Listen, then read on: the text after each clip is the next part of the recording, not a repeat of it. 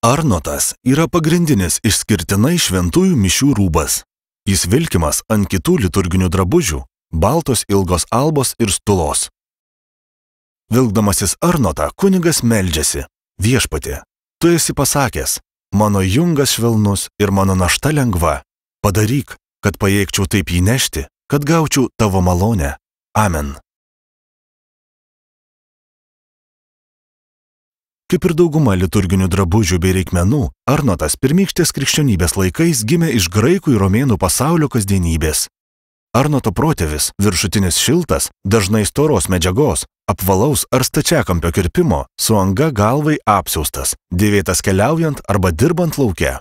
Nuo 7 amžiaus 4 dešimtmečio Arnotas tampa būtina kunigo aprangos dalimi.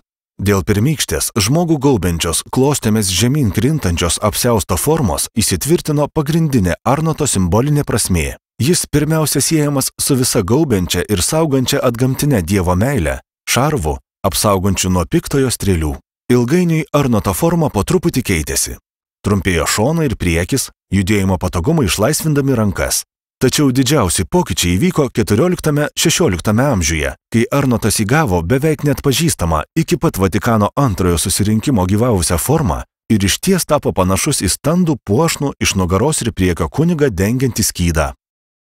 16 amžiuje buvo nustatytos pagrindinės liturginės spalvos: balta, žalia, raudona, juoda, vėliau violetinė.